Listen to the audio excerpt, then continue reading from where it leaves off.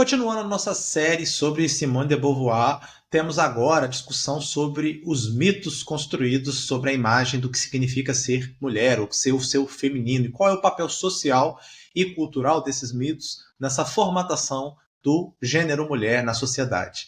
Se você não viu os outros episódios, assiste aí essa playlist. Se você já viu e gostou, continua com a gente e venha conferir mais um vídeo sobre isso.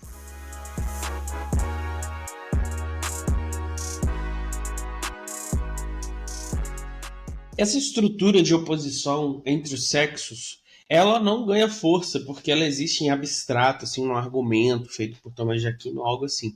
Ela tem força porque ela se encarna. Então ela se transforma em histórias, em imagens, em narrativas que desde criança a gente ouve, participa e conta.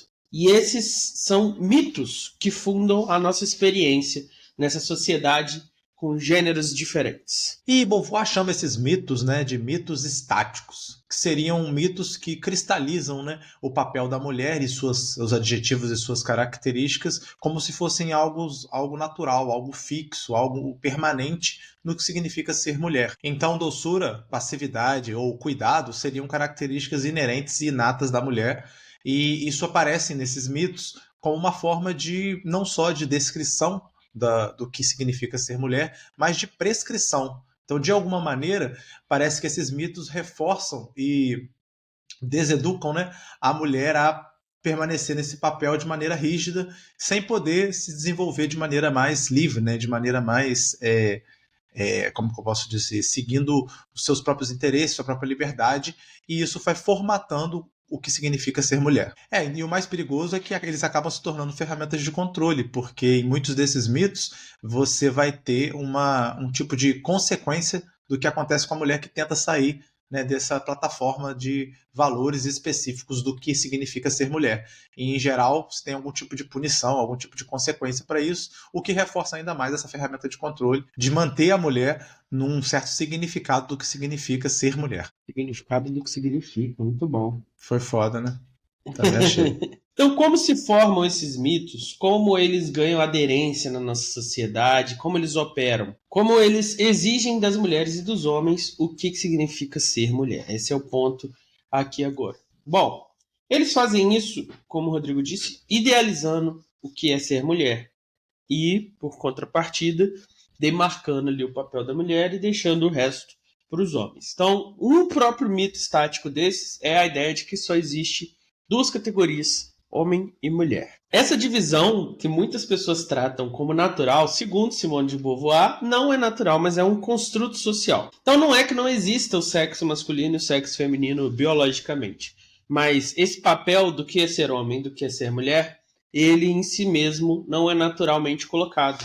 Ele não é derivado de uma análise racional. Ele é um construto social. E em cada sociedade, em cada tempo histórico, ele tinha demandas diferentes. Então, o que era esperado de uma mulher na Idade Média europeia versus de uma Idade Média na China são coisas diferentes em comparação à modernidade, contemporaneidade, antiguidade, pré-história e por aí vai. Mas o existencialismo é a bala de prata que vai resolver esse problema, tendo em vista que ele rejeita de princípio, como pressuposto básico dessa teoria, essa ideia de um certo essencialismo, de uma natureza primeira, de uma natureza única, da qual todo o resto vai se derivar. Então, quando você defende a tese de que a existência e a liberdade ela precede a construção do que vai vir a ser, do que você vai se tornar, você resolve esse problema, pelo menos no nível conceitual. É claro que no nível prático a coisa é muito mais complicada, mas pelo menos no nível conceitual você tem uma ferramenta para combater esses dogmas, digamos assim, do que significa ser mulher em cada sociedade. Um outro elemento que a Simone vai trazer para essa discussão é a simplificação que ocorre nesses mitos da figura do feminino. Então, o feminino não aparece em toda a sua complexidade, ela aparece de maneira muito mais simplificada. Então, simplificada e dual, maniqueísta. Como assim? É a mãe santa e a madrasta cruel. É a jovem angelical e a sedutora perigosa.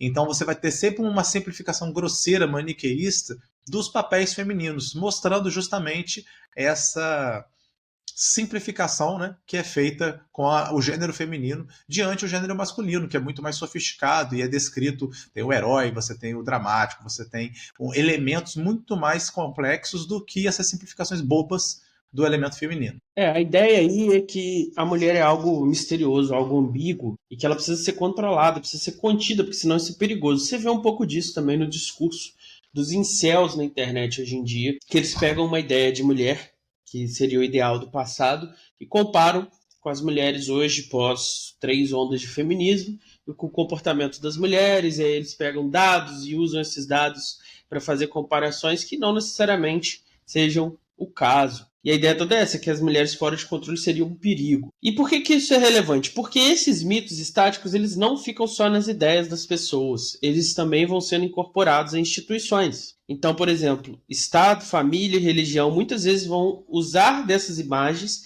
para poder institucionalizar certas políticas que, por sua vez, vão afetar profundamente a vida das mulheres e também o comportamento dos homens. Então, um exemplo que a gente pode pensar é da Arábia Saudita, onde até pouco tempo atrás as mulheres não tinham direito de dirigir. O Fred me contou uma vez que, ao ser perguntado se as mulheres podiam se vestir como quisessem, o príncipe da Arábia Saudita disse: elas podem, desde que seja modestamente.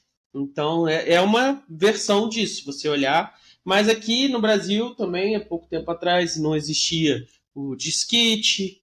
Muito na história recente de vários países hoje que tem grandes avanços, grandes conquistas para as mulheres. Não existia direito a voto, participação política, entre outras coisas. Dentre esses mitos, né, e essas características que são atribuídas às mulheres, um dos elementos principais que a Simone de Beauvoir vai chamar a atenção é esse mito da mulher altruísta, né, da mulher que digamos, se sacrifica pela casa, se sacrifica pelos filhos, se sacrifica pelo marido. Então, esse mito da mulher altruísta ele é construído justamente para criar, produzir esse sentimento de devoção da mulher à casa, à família, ao marido, e de modo que ela se torna uma escrava desse mito e dessa imagem. Isso acaba por impor e produzir nela uma obrigação moral dela permanecer nessa lógica e não poder gozar de sua liberdade de construir, como pressupõe o existencialismo, sua própria essência, sua própria identidade a partir das suas decisões, da sua liberdade. Isso se torna uma ferramenta de controle subjetiva, ela é objetiva na sociedade, mas ela se torna subjetiva e é internalizada pelas mulheres. Um outro mito muito importante também, que foi muito usado, em especial na questão do voto, né, Pedro? Quando estava em discussão se a mulher poderia ou não votar, é o mito que a mulher ela é um ser muito mais ligado à natureza, muito mais ligado aos sentimentos. Então, as mulheres elas não seriam racionais o suficiente, tal como o homem, para poder, de alguma maneira, usar essa racionalidade, essa liberdade para tomar decisões. Então, um dos argumentos usados contra a mulher poder votar é que ela seria influenciada pelo marido. Então, na verdade, ela não tinha autonomia de pensar quem seria o melhor candidato. Ela acabaria votando em quem o marido mandou ela votar. Então, esse mito ele foi muito reforçado, e até hoje é reforçado, para não como um elogio, né, que a mulher é conectada à natureza e tal, mas muito mais como uma tentativa de mostrar que ela não é um ser racional, ou ela é um ser de categoria inferior ao homem. Esses dois mitos foram extremamente vantajosos para o grupo dominante, porque eles justificam absolutamente qualquer abuso e qualquer opressão. Dentro deles, dentro dessa lógica, não só a mulher é altruísta, então qualquer sofrimento, qualquer abuso, ela vai aguentar pelo bem de todos, mas também como ela seria de uma casta biologicamente inferior, emocional, um pouco racional, tudo que você fizer a ela com esse bom objetivo de controlar, de garantir que ela não vai se machucar, ferir os outros, destruir a sociedade, vai ser visto como positivo. Então, dentro dessa lógica, não há razão para mudar nada. Inclusive, é bem-vindo que você diminua os direitos, diminua a liberdade, diminua o prazer das mulheres fazendo coisas dentro da sociedade. Então, eles são extremamente úteis. Então, diante dessa questão, a Simone vai defender, como boa existencialista que ela é, que as mulheres precisam fazer por si mesmas. E aí veja só a citação de Simone. Para muitas mulheres, os caminhos para a transcendência estão bloqueados, porque não fazem nada, não se tornam nada. Vagueiam indefinidamente sobre o que poderiam ter sido, o que as leva a se perguntar o que são. Uma pergunta inútil.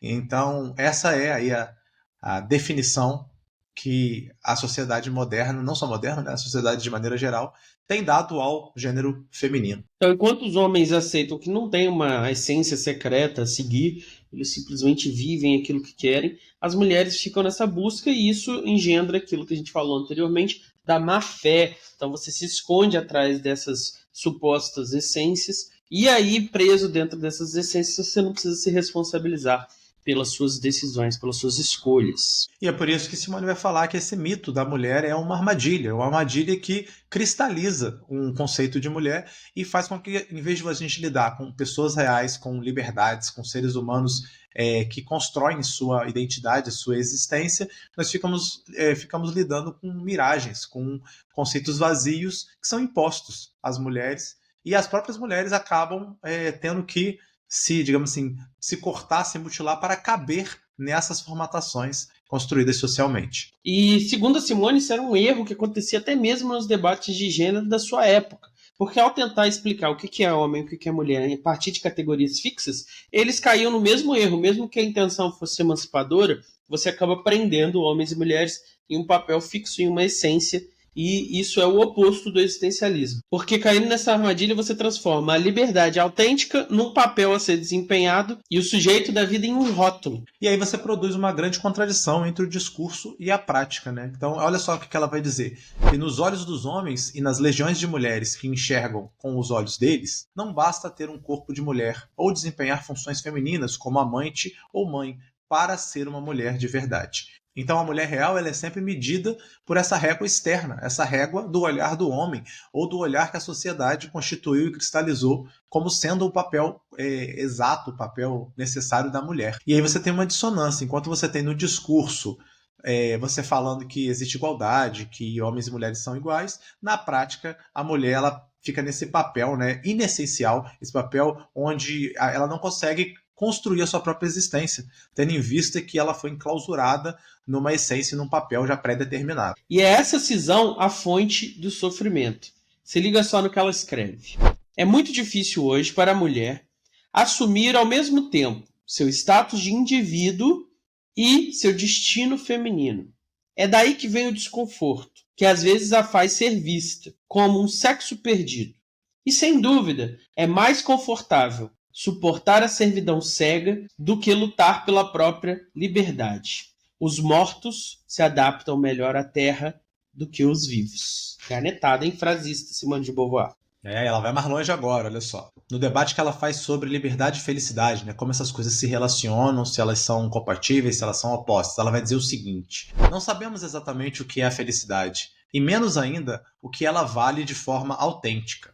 É sempre fácil chamar de feliz uma situação que queremos impor aos outros. Em especial, chamamos de felizes aqueles que estão contentes com a estagnação, sob o pretexto de que felicidade é imobilidade.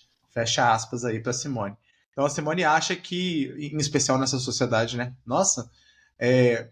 as pessoas não lidam, né, com essa felicidade enquanto movimento, enquanto autoconstrução, enquanto desenvolvimento, né?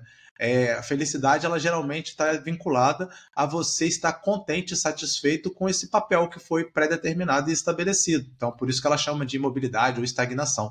Então, quer dizer, se você tem uma tensão com a realidade, com as identidades, com a cultura, você saiu desse estado de imobilidade e de falsa felicidade, se a gente pode chamar assim. Como nós comentamos agora há pouco, né, a mulher deve fazer por si mesma, deve fazer a si mesma. Então, fazer a si mesma seria sair dessa imobilidade, dessa estagnação que a sociedade chama de felicidade. Então, o que a gente está vendo aqui é que muitas vezes aquilo que a gente chama de felicidade é mero conformismo, certo? É a aceitação passiva daquilo que está aí, do status quo, o que é o perigo. Porque dentro dessa lógica a gente não tem liberdade para projetar algo diferente. É por isso que, nesse contexto, a Simone de Beauvoir vai falar que a preocupação do feminismo não deve ser se as mulheres estão felizes ou não, mas se as mulheres são livres ou não. Do que adiantaria uma felicidade que é mero conformismo, mera escravidão? E aqui liberdade no sentido existencialista, capacidade de se projetar para além do que você é, do que você tá. Além do agora. Capacidade de agir no mundo, de transformar a sua própria realidade. Através da eleição dos seus projetos e das suas decisões. Corroborando aí o que o Pedro está falando, ela vai dizer o seguinte: todo sujeito se projeta como transcendência. Ele realiza sua liberdade apenas ao se superar constantemente em direção a outras liberdades.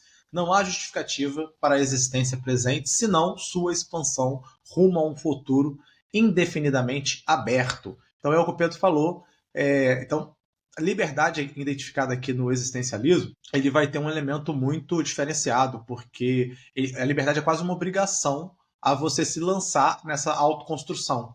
Então, qualquer coisa que você que cheire a estagnação, a conformismo, vai ter que ser colocado imediatamente oposto à liberdade e, consequentemente, à felicidade, pelo menos nesse sentido do existencialismo. Então o problema não é que as mulheres não sejam felizes, mas que ao longo da história elas foram impedidas de agir como sujeitos autônomos. Foram privadas do seu direito essencial, do seu direito existencial de escolher seus próprios projetos e de viver segundo suas decisões. Como elas não puderam dar forma à própria vida, elas foram prejudicadas. E é isso que precisa ser reformado, transformado na contemporaneidade. O que o Pedro está querendo dizer, então, é que a vida autêntica da mulher tem como pressuposto uma recolocação do papel do homem. Porque o homem, nessa sua expansão e na forma como ele é tratado como positivo e a mulher como negativo, ele ocupou um lugar que é indevido e que produziu aquele desequilíbrio, aquela assimetria entre os gêneros. Então, para a mulher poder viver com sua autenticidade, o homem também tem que repensar esse lugar para abrir espaço, né, para essa liberdade feminina existir na realidade, no mundo, na cultura e na sociedade. E é por isso que o Segundo Sexo continua sendo uma leitura essencial. Não fala só da condição feminina, mas sim da liberdade e da responsabilidade como um todo. Afinal, essa possibilidade de transformação, apesar do foco da Simone ser a questão do feminismo, ela é relevante para todas as pessoas e até mesmo grupos dentro dos grupos maiores, homens e mulheres. A ideia aqui é que o existencialismo pode ser uma ferramenta transformadora, que serve para enfrentar esses problemas políticos e sociais.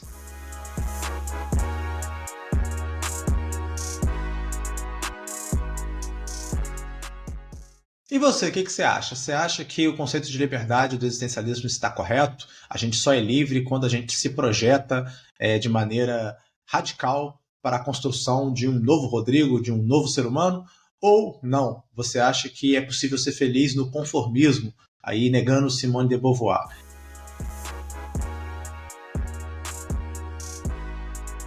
Indicações, Rodrigo R. de Carvalho. Vou começar aqui com Barbie de 23. Apesar de ser um filme da Barbie, né, não tem muita relação com aqueles filmes do Quebra-Nozes, aquelas animações. Foi um filme bem feminista, né, colocando em questão aí os papéis de gênero. E acho que é bastante interessante porque cita, né, esse finalzinho do nosso episódio aqui, a necessidade do homem se recolocar. Então, é interessante porque a figura do Ken acontece isso, né? Quando ele vai para o nosso mundo, ele introjeta os valores do nosso mundo e quando ele volta ele quer perverter toda a ordem de organização daquela sociedade, né, idílica lá da Barbie. Então acho que casa bem com o que a gente discutiu aqui nesse episódio. Uma indicação magnífica, né? O Conto de Aia, famoso aí. Quem não leu o livro, quem não viu a série, deveria. Mas faz essa discussão também, a discussão de uma radicalização, né? A gente fala que é quase que uma refutação por absurdo, né, Pedro? Eles querem refutar essa discussão da mulher como inferior, e aí eles criam um mundo onde o negócio chegou no último nível, onde as mulheres são só um receptáculo de esperma para reproduzir a sociedade. Então é um debate interessante aí dentro desse nosso contexto. E diante das crises de fertilidade que estão acontecendo no mundo todo, essa história que foi escrita alguns anos atrás, quando isso ainda não era um problema tão grave, coloca em xeque agora quais serão as soluções, né? Como é que nós vamos resolver esse problema da falta de fertilidade? É uma questão a ser contemplada para a gente não cair justamente num conto da Aia, né? Numa situação onde se retira os direitos das mulheres de forma a garantir essa fertilidade. Outra história muito boa chama-se Retrato de uma Jovem em Chamas. É a história da pintura de um quadro. Só que a musa desse quadro, ela não é passiva. Ela tem toda uma história, toda uma tensão em relação a quem encomenda o quadro, a quem está pintando, tem todo um romance sáfico. É um excelente filme, assim, super recomendo. muito, muito, muito bom nessa ideia assim, de desconstruir a ideia da musa passiva e colocar ela como senhora, como sujeita da própria criação do quadro. Muito bom. Um outro muito levinho, tranquilo, suave, sereno, que tem filme, que tem série e tem livro, é o Anne com E. Se você quer ver essa noção da mulher como algo próximo à natureza, próximo à arte, próximo à bondade, mas não visto como uma forma de controle sobre o feminino, mas como uma potência criativa e construtiva de uma personalidade, Anne com E para você. Fofinho, lindo, profundo, debate aí sobre uma menina que não aceita o papel social dela, nem na religião, e nem na cultura, e que quer se construir baseado aí na arte, baseado na natureza. Muito bom, lindo. Eu não sei se o livro é tão feminista quanto a série, mas a série coloca muito isso dos papéis, coloca a questão indígena nas temporadas depois. É bem linda, assim, bem feita a série demais. Nossa, é uma pena que acabou com tão poucas temporadas. Outra obra que discute muito o papel da mulher é Mad Men, que é uma série sobre um escritório de publicidade ali nos anos 50, 60. E você tem várias mulheres nesse ambiente e elas estão sempre sendo colocadas aí nessa perspectiva dos homens. Então você tem a esposa, você tem a secretária, você tem a mulher agora com o desabrochar aí do feminismo. Tem a mulher que está se colocando nesse lugar de trabalho, os desafios que elas enfrentam. Então tem várias perspectivas femininas sobre esse período dentro dessa série, que assim, no fim do dia ainda é uma série protagonizada pelo Don Draper, então ainda é uma série sobre o Don Draper, mas as personagens femininas são extremamente relevantes e elas têm suas próprias histórias desenrolando ali como coadjuvantes, sim, mas ainda assim nesse contexto. Muito bom a série, inclusive, recomendo. Você colocou aqui também o Persepolis, né? Só que é aquela HQ famosa, não é? Conta aí pra galera. Isso. Que eu não li o Persepolis, não. Você nunca leu Persepolis, cara? Que isso? Não, infelizmente. Persepolis conta a história de uma menina sendo criada pós-revolução islâmica no Irã. Então você tinha uma república de influência ocidental, onde as mulheres podiam vestir como quisessem, e a partir da revolução islâmica, você tem uma imposição de uma certa forma de se portar, de uma certa forma. Claro que tem um contexto geopolítico desse desafio e coisa e tal, mas o centro ali é da experiência dessa garota sendo criada nesse contexto. Também é uma excelente leitura. Então foi isso. Espero que vocês tenham gostado do episódio. Espero que vocês tenham gostado das indicações. Se você gostou, você deve fazer, Pedro Cortar? Deve comentar e deixar aí a sua contribuição para esse debate filosófico. É isso. Tchau, tchau. Tchauzinho, galera.